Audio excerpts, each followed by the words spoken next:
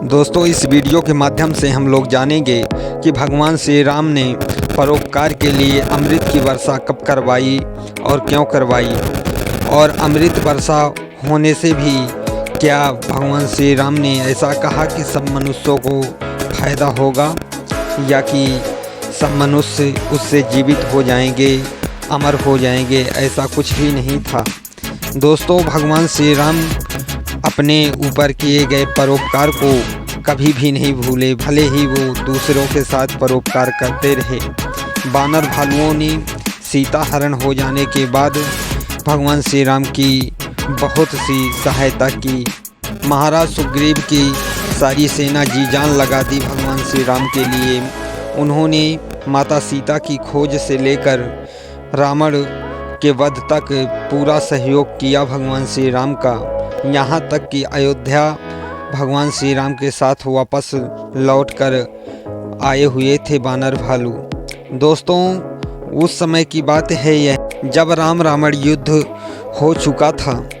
राम रावण युद्ध हो जाने के बाद रावण का वध हो जाता है और भगवान श्री राम माता सीता को वापस बुला लेते हैं और माता सीता की अग्नि परीक्षा भी ले लेते हैं। इसके बाद महाराज दशरथ, जो कि भगवान श्री राम के पिताजी, आते हैं और भगवान श्री राम को दर्शन देते हैं।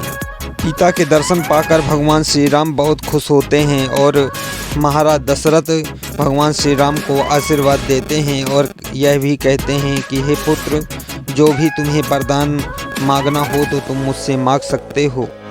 भगवान श्री राम की उदारता यहाँ देखिए। भगवान श्री राम कहते हैं कि हे प्रभु, अगर आप मुझे कुछ देना ही चाहते हैं तो माता कैकेयी को, जो आपने कभी न क्षमा करने का श्राप दिया है, जो कि आप उनसे रुष्ट हैं, सो आप उनके ऊपर क्रोध मत कीजिए और यह भूल जाइए, पिताश्री अपना श्राप वापस ले लीजिए। भगवान श्री राम की यह उदारता महानता की ओर दिखाती है। दोस्तों, इधर सभी देवी देवता भगवान श्री राम के दर्शन पाने के लिए वहां प्रकट होते हैं और भगवान श्री राम को प्रणाम करते हैं और कहते हैं अपनी अपनी तरफ से कि हे प्रभु, आपने रावण से हमें मुक्ति दिलाई।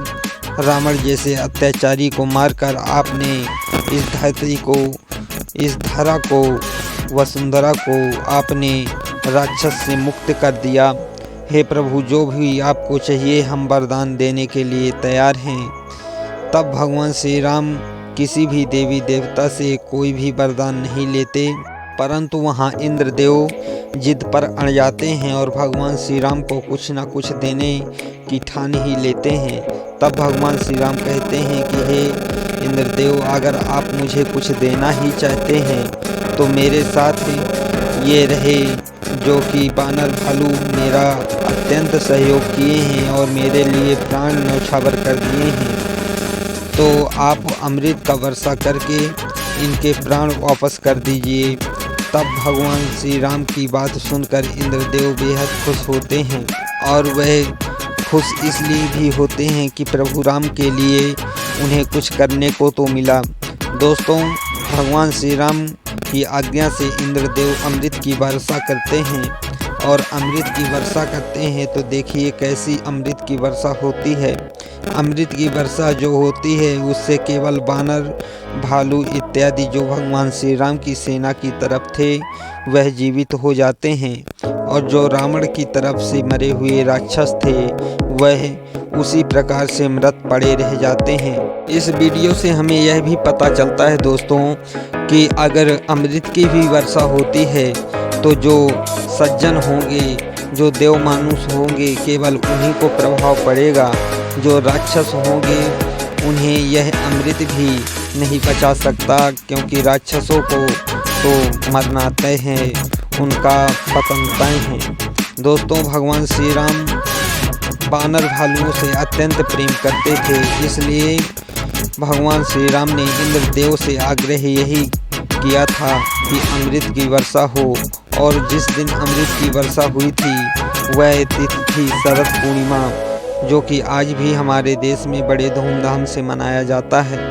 शरद पूर्णिमा के दिन लोग खीर बनाते हैं और अपने छत के ऊपर रखते हैं और यह मानता है कि रात को अमृत की बारिश होती है और वह सुबह खाने से आदमी बड़ा खुश होता है, उसका जीवन सफल होता है। दोस्तों, मेरी यह वीडियो कैसी लगी आप लोगों को कमेंट बॉक्स में ज़रूर बताएं और अगर वीडियो अच्छी लगी हो तो वीडियो को लाइक करें और मेरे इस YouTube चैनल को सब्सक्राइब करें ताकि मैं ऐसी ही वीडियो आप लोगों के लिए लाता रहूं। जय श्री राम।